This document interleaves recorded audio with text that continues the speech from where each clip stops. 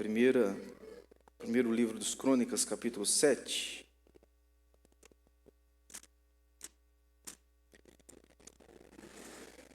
Eu vou ler com vocês a partir do verso 20.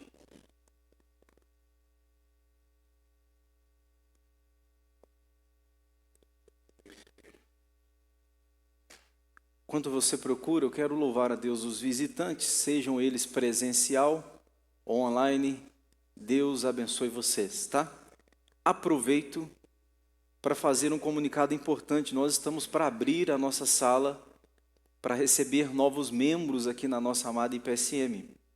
Então, caso seja você um interessado ou conhece alguém da família, um amigo, e queira participar desta sala, são 3 meses onde a gente ensina ali as principais ensinamentos da igreja, doutrinas da igreja, e depois você será recebido pelo batismo ou pela profissão de fé. A gente explica isso tudo no decorrer dos 3 meses. Então, algumas pessoas já me procuraram. Se é o seu caso, as portas estão abertas. Eu queria encorajar você a aproveitar a oportunidade, tá bom? Primeiro livro das Crônicas 7, versículo 20. É um texto que talvez quando você vai fazer a leitura da Bíblia sequencial, você tem uma tentação de saltá-lo, porque é um texto que, embora não seja exatamente de genealogia, ele inclui genealogia, e a gente tem a tendência de achar que esses textos não são muito relevantes na nossa vida, o que é um engano. É óbvio que falar nesse texto exige um pouquinho de nós, um pouquinho de reflexão, de estudo, mas as lições são sempre válidas e é Bíblia, é a palavra de Deus. Se está ali, é porque Deus tem propósito em revelar esse texto a nós. Esse texto ensina os dramas de uma família, como Deus converteu esses dramas de forma graciosa e milagrosa em bênçãos. Olhe para você ver a partir do verso 20, eu lerei até o 27.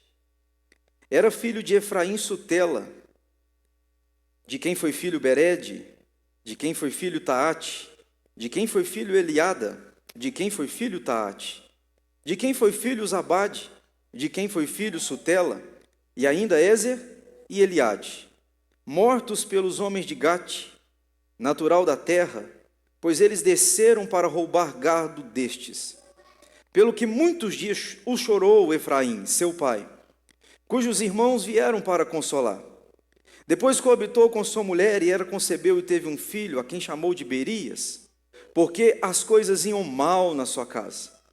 Sua filha foi Seerá, que edificou a Bede-Oron, a de baixo e a de cima, como também a Uzem-Seerá.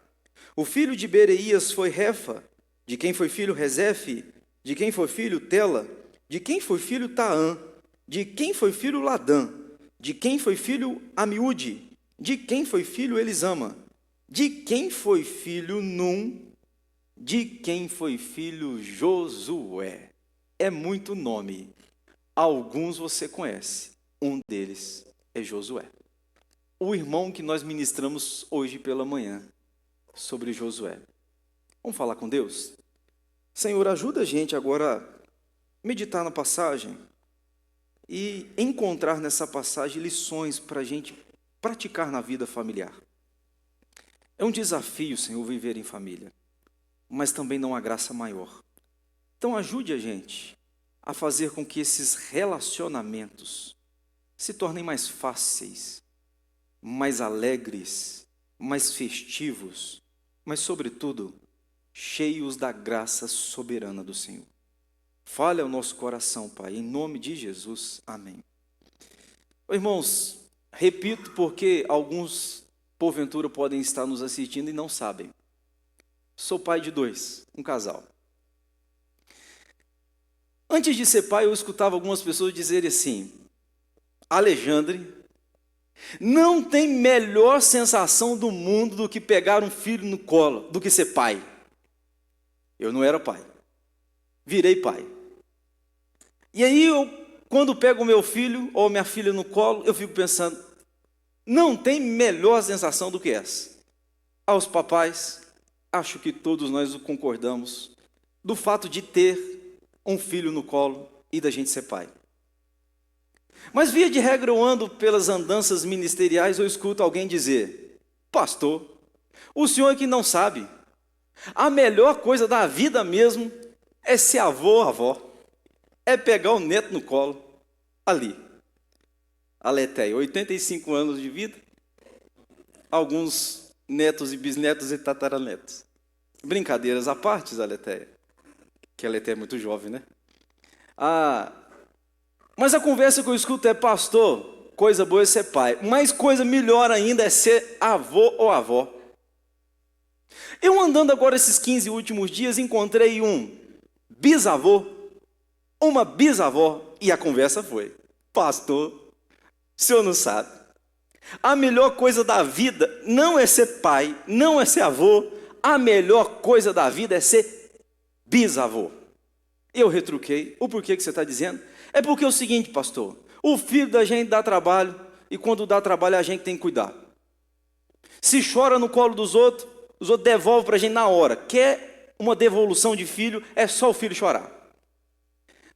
Quando a gente é avô, o menino chora, aí já não é a gente que cuida, calenta, a gente dá para o filho, para cuidar do neto da gente. Mas o bisa, pastor, o bisa, eles nem deixam a gente escutar choro. Eles querem poupar a gente de tudo. Pastor, ser bisa ou biso é uma bênção. Eu fiquei com a pulga atrás do olho. Eu fiquei pensando, qual que é a melhor sensação? É ser pai? É ser avô? É ser bisavô? Eu cheguei a uma conclusão, não sei se vocês concordarão comigo, que a melhor sensação são todas elas. Porque todas elas são estações que nós vivenciamos na vida. A gente tem as estações de ser pai, a gente tem as estações de ser avô, avó, e a gente, pela graça de Deus, se Deus nos der vida, a estação de ser bisavô. Aí eu não sei se Deus vai dar agrado a gente ser tata. Aí já passou um tiquinho uns anos, não sei. Deus sabe, tá bom. Mas quando a gente pensa em ser família, quando a gente pensa em filhos, a gente pensa em netos, em bisnetos, irmão, não tem coisa melhor na vida do que ser e ter uma família. Ser pai, ser mãe, ser filho, não tem coisa melhor. Você pode ser um gigante na sociedade, um homem de negócios bem-sucedido, importante, renomado, pode ter tudo isso, mas nada disso se compara ao fato de você ter no colo um filho, uma filha, uma geração que vai permanecer depois que você partir. Não tem explicações, não sou capaz de explicar, e acredito que nenhum de nós, sendo pai, mãe, avô, avó, bisa, damos conta de explicar. Mas parece-me que quando Deus põe a gente no meio de uma família, Deus sabe da gente, entende a gente, e Deus fala assim: filho, tá aí o porquê. E a coisa master, power, plus da vida é o tal da família. Mas eu também não vou negar um negócio a vocês, irmãos. Não tem lugar que a gente vivencia dramas mais cruéis do que na família. Eu nem preciso citar tantos exemplos, uma vez que você vivencia na sua casa, e eu na minha. Cada um de nós, dentro de família, a gente vivencia dramas assim que são assustadores. O que é cruel e ao mesmo tempo glorioso é que no meio dos dramas, Deus demonstra graça. No meio dos relacionamentos, porque todo relacionamento vira relacionamento, os relacionamentos se ralam, machuca. Onde tem um relacionamento tem ferida, tem dor, tem trauma. Mas no meio desse ambiente, Deus age soberanamente com graça e com bondade. Aqui o texto, talvez a priori, quando você fez uma primeira leitura comigo, você pensou: meu Deus do céu, o que é que nós vamos arrumar com essa passagem? E é natural quando a gente lê uma passagem assim, de pensar tais coisas, porque não é fácil mesmo de compreendê-la.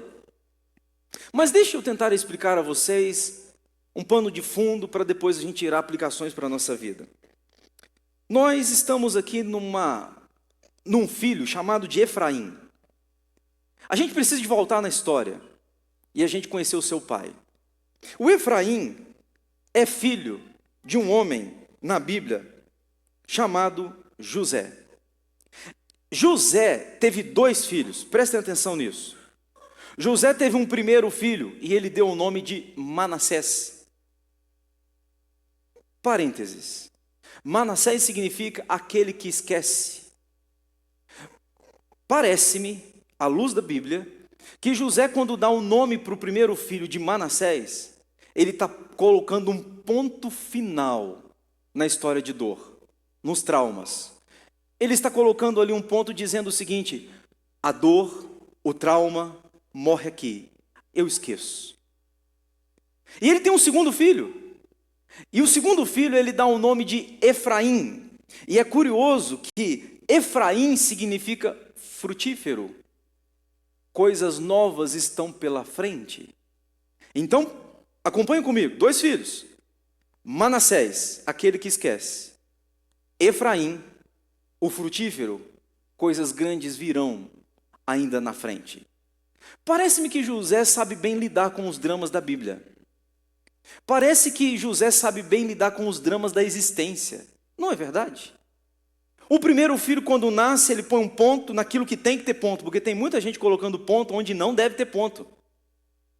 E tem gente que não põe ponto onde é necessário ter um ponto final. E equilibrar isso aí, equacionar isso aí é um dilema da nossa existência. E ele pôs um ponto final onde necessitava de um ponto final, porque tem gente que fica celebrando luto, celebrando dor, celebrando perca, celebrando trauma, celebrando tragédia. Tem gente que fica remoendo esse negócio a vida inteira. E o José, ele me ensina que tem coisas na vida da gente que a gente precisa de pôr um ponto. Aquele que esquece. Manassés, você acaba de concluir um ciclo. Em você o ciclo está fechado. Agora eu abro um novo ciclo. Qual que é o novo ciclo? Efraim. Deus vai operar, Deus vai realizar. Efraim é o frutífero, a bênção ainda vai chegar. Tendo dito isso, nós estamos num texto em tela, onde vai falar dos filhos de Efraim. Portanto, os filhos de Efraim são netos de José. E aqui que está o segredo da história. Porque aqui eu vou ver como que Deus opera milagrosamente no drama da família de Efraim. É neto, ou são netos de José, os filhos de Efraim. E nesse decorrer dessa geração, veremos aqui nesta noite como que Deus age de forma tão milagrosa, tão extraordinária, demonstrando graça, onde a gente aparentemente não conseguia ver graça nenhuma. E eu separei esses pontos em uma palavra cada ponto, com o objetivo de que você consiga absorver o conteúdo e a gente conversar um pouquinho nesta noite. A primeira parte que eu vejo nesse texto está no verso 21. Eu vejo nesta família, que é bendita, uma tragédia. Notem comigo o verso 21. De quem foi filho Zabade, de quem foi filho Sutela, e ainda Ézer e Eliade, mortos pelos homens de Gate, naturais da terra, pois eles desceram para roubar gados destes. Aqui eu quero fazer uma pausa e a gente conversar sobre este ponto. O que eu estou vendo aqui neste verso, irmãos? Que toda família, embora nenhum de nós gostaríamos disso, mas toda família está sujeita a tragédias. O Efraim teve inicialmente 3 filhos. Eu destaco a vocês o nome dos 3. Sutela, e esse foi bom. Graças a Deus a gente tem filhos e alguns de nossos filhos não dão dor de cabeça. Graças a Deus por isso e por eles. Mas ele teve 2 outros filhos. O primeiro foi o Sutela, o segundo foi Ézer e Eliade. Aqui acontece uma tragédia. Porque o Ézer e o Eliade se tornaram, a gente não sabe o porquê, nós não temos explicações, ladrões. Eles roubavam gados. Gente, são netos de José. Neto de um homem de Deus, neto de um homem exemplo na Bíblia. Mas o neto de um crente, o neto de um homem exemplo, o neto de uma figura importante na Bíblia, agora se torna um ladrão. E diz a Bíblia que eles roubam gados. E por que roubaram gados? Diz a Bíblia que os homens de Gate o mataram. Veja se isso não é história de família, gente. Real e verdadeira. Eu amo a Bíblia por várias razões, e uma delas é essa. A Bíblia não omite os dramas da nossa existência, muito menos os dramas da família. Tem inúmeros exemplos na Bíblia de dramas familiares, a começar com a primeira família. A família Caim e Abel, um irmão matando o outro. Primeira família da terra, esse negócio já começa. Irmãos, então, o que eu estou vendo aqui? Primeiro ponto, é tragédia. Nós vivenciamos tragédias dentro da família, não é porque nós gostamos, mas as tragédias fazem parte da família de todo aquele que ama a Deus. Nenhum pai cria um filho em sã consciência para o filho ser um ladrão, mas às vezes o filho se torna um ladrão. Nenhum pai em sã consciência cria um filho para ser um rebelde, mas às vezes o filho se torna um rebelde. Hoje a gente tem uma coisa que machuca pai, mais do que fincar uma espada no seu peito, uma faca nos seus rins, é ver os seus filhos tomando atitudes contrárias à que ele ensinou. Não tem coisa que machuca mais. Os pais poderiam dizer: filho, você pode fincar uma faca, você pode me apunhalar, mas não tome essa iniciativa, não tome essa decisão, não vá por esse caminho, porque nem nada machuca mais um pai do que ver um filho indo por um caminho que não foi o caminho que os pais ensinaram. Eu creio que todos nós concordamos nesse quesito. Irmãos, mas tragédia faz parte. O neto ou os netos de José roubam gado. Que cruel. Fala sério, que cruel. Nem tudo na família da gente sai como a gente planeja, irmão. Nem tudo sai como a gente planeja. Eu quero então dizer para você, e eu acho que eu quero consolar você. Às vezes você cria um filho, uma filha, com ensinamentos bíblicos, princípios relevantes, mas de repente a moça se encanta com trapicola. E eu não sei o que acontece, que os trapicolas atraem tanto olhares. E muitas vezes de filhas nossas. Filhos de vocês. Você cria, você ensina e de repente... É aquela história de Sansão, lembra, né? Desceu a Tímina, viu uma mulher, e ele olhou para o seu pai e a sua mãe e disse: mamãe, eu quero ela, eu quero ela. E o pai de Sansão diz: filho, não, ela não pertence ao nosso povo, não vai nesse relacionamento. Eu quero e quero agora. E a gente sabe dos resultados de Sansão. As escolhas, às vezes, de um trabalho que não glorifica a Deus, que não é honroso. As escolhas de companhia. As escolhas de companhia. E antigamente os nossos pais tinham uma preocupação com as nossas amizades, né? Hoje as nossas preocupações mudaram um pouquinho. A gente está mais preocupado o que ele assiste, que desenho ele vê, que filme, que série, o que ele faz no computador, o que ele responde no celular, quais os contatos que ele tem. Meu Deus, é desesperador. O mundo atual, as coisas mudaram. Antigamente a gente chegava em casa com o joelho ralado. Hoje um filho, quando rala o joelho, você tem que falar: graças a Deus, é porque sinal que está correndo. Porque os meninos só querem sentar na frente de uma tela, seja TV, seja computador, seja celular. Os dramas mudaram. Mas nós precisamos da graça de Deus, porque as tragédias, elas acontecem. E eu não vou terminar o meu sermão nesse ponto, porque seria desesperador. E eu vou para o segundo ponto, antes que você me fulmine com o olhar. O segundo ponto que eu vejo nesse texto, talvez seja um pouco pior, mas acalme o seu coração que nós vamos melhorar. Pessoal, está na tela ali primeiro, tragédia, isso. Segundo, luto. Olha o verso 22. O verso 22 é cruel. Pelo que muitos dias os meninos morreram, né?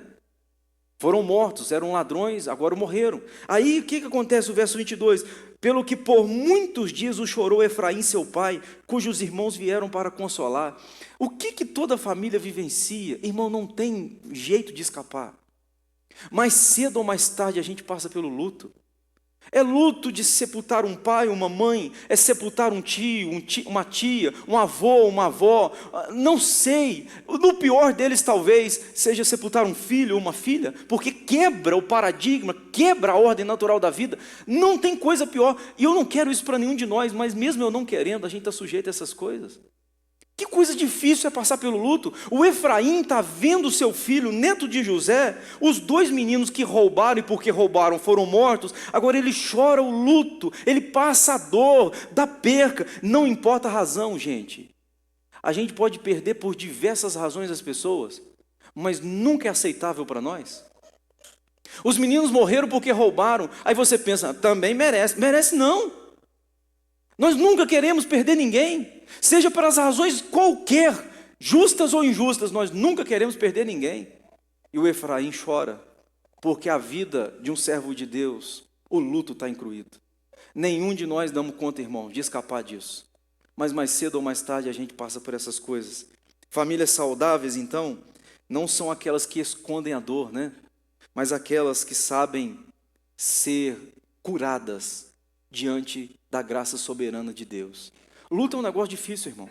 Eu não quero ficar muito tempo nisso aqui, porque não é um assunto agradável, mas as lágrimas que nós frequentemente as escondemos, muitas vezes, são as lágrimas que regam a nossa fé.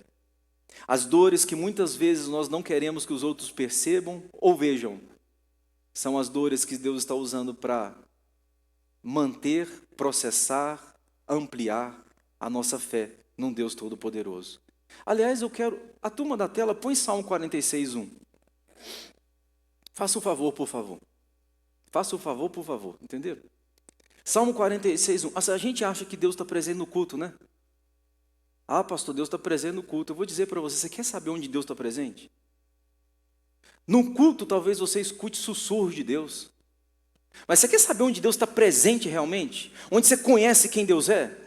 É na tribulação. Olha o Salmo 46:1. Deus é o nosso refúgio e fortaleza, socorro bem presente aonde? Ah, tá. No culto eu escuto sussurro de Deus. No culto eu consigo contemplar um pouco de Deus. Mas você quer conhecer Deus? Você vai conhecer Deus na tribulação. Deus na tribulação diz, estou presente na dor. O problema é que a gente passa a vida inteira correndo de tribulação, sendo que é na tribulação que Deus se revela para a gente. Ninguém conhece Deus quando está tudo bem, é bonança, é glória a Deus, que coisa boa, celeiro farto. Ninguém conhece a Deus nesse momento, a gente conhece a Deus, um Deus presente é na tribulação. Lembremos de Jó. Jó disse, eu te conheci só de ouvir falar, agora os meus olhos te veem, depois de passar pelo quê? Depois de passar pela tribulação. Não foi depois da vitória, foi depois da dor. Então, Deus está presente, irmão, na dor. Por que Deus permite tragédias, luto na vida da gente? Talvez seja para a gente o conhecer ainda mais, porque são nesses momentos que Ele se faz presente de forma gloriosa e soberana. Mas a terceira coisa que eu vejo nesse texto, e que toda a família enfrenta, está no verso 22, é que a família também enfrenta consolação. O verso 22 diz assim, cujos irmãos vieram para o consolar. Deixa eu dizer um negócio para vocês. Quando você estiver diante de alguém que perdeu, nunca diga, é um conselho, acate se você achar prudente. Nunca diga assim, eu sei o que você está passando. Nós não sabemos, irmão. Diante de qualquer dor que alguém esteja passando, não diga, eu sei do que você está passando. Não. Talvez o melhor a se fazer nesse momento é estar perto, falar pouco e estar mais presente. Às vezes nós queremos dar discurso num momento inoportuno. A pessoa está fragilizada. Deus quis. Pois é. Sabe o que eu vejo nesse texto? O Efraim está chorando. Os irmãos chegam para consolar. A gente é consolo, irmão. Deus usa a gente para consolar. E não é o que falamos, é onde estamos. Na hora da dor, nós precisamos estar perto. E diz a Bíblia que Efraim foi consolado pela presença dos irmãos. A família passa por tragédias, a família passa por lutos, mas também a gente desfruta de consolações. O maior consolador, Espírito Santo de Deus, que usa pessoas para ser consolação. Você pode ser uma consolação para alguém. Você pode ser um instrumento de Deus, um óleo vivo, santo, ungido, para levar consolação àqueles que ferem, àqueles que choram. Eu já contei a vocês de uma mãe que tinha perdido um filho. Éramos diáconos na ocasião, fomos visitar aquela mãe que chorava, e é natural. O que dizer? Tenho nada a dizer. O que fazer? Vamos ler a palavra. Eu li o salmo que eu citei agora, o 46, Deus é nosso refúgio e fortaleza, socorro bem presente nas tribulações. Quando eu li esse salmo, aquela senhora que chorava, foi consolada por Deus. Irmão, seja um consolo para a família.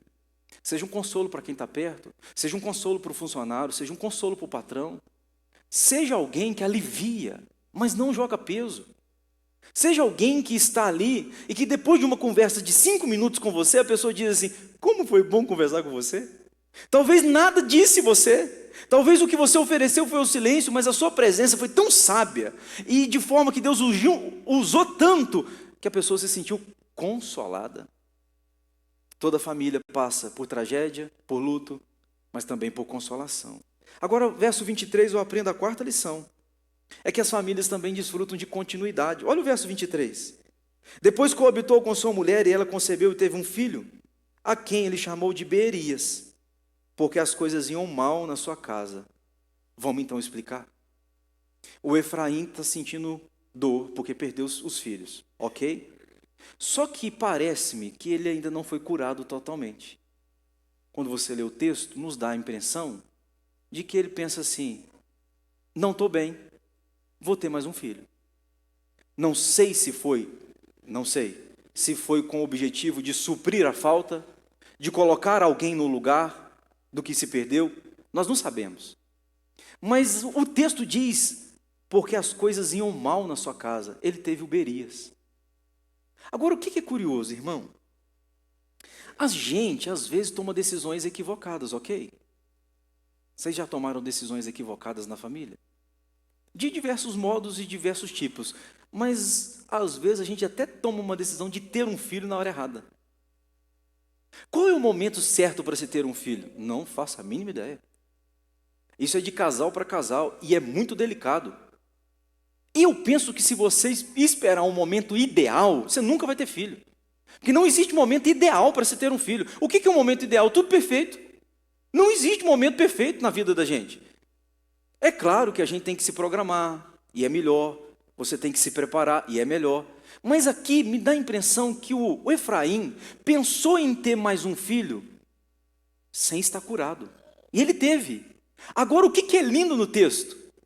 O que é lindo é que, por meio de Beerias, o filho que nasceu, fruto de um sentimento ainda não tratado, é de Beerias que vai vir o Josué. Vocês conseguem perceber a graça de Deus no meio da nossa tragédia? Os pais talvez não tomaram uma decisão sábia, mas mesmo no meio de uma decisão imprudente aos nossos olhos, Deus agiu com graça e de lá veio o Josué que nós conversamos hoje de manhã, irmãos. O Josué que levou o povo à terra prometida. O Josué, um homem de Deus, veio fruto de um homem que o seu pai não estava bem resolvido. Deus demonstra graça mesmo quando a gente decide coisas ruins. Eu estou falando aqui para gente que tomou decisões ruins, atitudes ruins, práticas ruins. Irmão, não esqueçamos do Evangelho. O Evangelho é o poder de Deus e o Evangelho pode reverter até as nossas decisões ruins. E isso é tão glorioso na Bíblia, porque eu não dou conta de acertar tudo. Aliás, eu mais erro do que acerto, mas até nos meus erros, Deus é soberano e gracioso para fazer nascer o Josué, filho de uma decisão que talvez não foi muito prudente. Mas olha que curioso, o que vai acontecer no verso 24? Sua filha foi Seerá, que edificou a Bet-Oron, a de baixo e a de cima, como também a Uzem Seerá. Eu quero destacar aqui com vocês. O Efraim teve 3 filhos antes de perder, antes da dor do luto. Depois ele vai ter mais 2. Ele vai ter então o Beerias e Seerá, uma moça. Deixa eu dizer, essa moça na Bíblia foi uma bênção. Ela edificou cidades, a de baixo e a de cima, diz o texto. Irmãos, o que eu vejo aqui? É que todos nós, sendo pai, às vezes a gente tem um filho encrenca, o ladrão de gado, que nós não queríamos ter, mas tem, infelizmente. Mas a gente também tem, pela graça de Deus, Seerá. Quem foi? Aquele ou aquela que foi usada para fundar cidades. É gente promissora, é gente que faz acontecer. Agora eu vou dar uma nota de rodapé. E eu quero a sua atenção agora. Às vezes, a gente tem dentro de casa 2 filhos. O que dá problema e o que é uma bênção. Eu pergunto você, qual que a gente dedica mais tempo? No que dá problema ou no que é uma benção? Eu te pergunto. Qual via de regra nós investimos mais tempo? Responde para mim. No que dá problema. Às vezes nós somos os que são pai de 2 ou mais, geralmente nasce um para dar uma dor de cabeça a gente um pouquinho mais intensa. A gente perde a vida inteira em cima daquele que está dando problema. E a gente esquece do será ou da será. Aqui está sendo uma bênção. Irmãos, é atenção para mim, que sou pai, para você que é pai, avô, bisavô. Cuidado para a gente não ficar focando demais no traumático, no problemático, e esquecer daquele que é uma bênção dentro da sua casa. Tanto um quanto o outro precisa da nossa atenção. E o equilíbrio é muito importante. Mas sabe o que eu vejo no texto? Eu concluo. Eu vejo uma das coisas mais lindas que é o ponto 5. O ponto 5 diz sobre o propósito. Olha o verso 27. De quem foi filho Num? De quem foi filho Josué? Aqui está o porquê do tudo. Por que, pastor? Vieram tragédias, vieram luto, vieram dor. Por que aconteceram tudo isso? Porque Deus, no meio desse caos, Deus mostrou graça. Mostrando que o propósito de Deus sempre permanece a despeito das nossas escolhas erradas, a despeito das nossas decisões equivocadas, a despeito de tudo aquilo que pode me ocorrer e eu decidir, a despeito disso, o plano soberano de Deus sempre vai se efetivar, sempre vai se concluir, gostando, não gostando, querendo, não querendo, tendo leis favoráveis ou leis contrárias, sempre o plano de Deus vai se concluir na minha e na sua vida. Então, eu quero terminar dizendo uma palavra para o seu coração. Aquieta a sua alma, irmão. Às vezes você vive dramas dentro da sua família. Eu quero trazer a sua lembrança que o propósito de Deus para a sua família vai se concluir. Nenhum de nós vai escapar dos planos de Deus para a nossa casa. Então o seu filho vai ser quem Deus estipulou que ele será. A sua filha será quem foi designada por Deus. O plano de Deus sempre prevalece. Tentaram fazer isso com Cristo.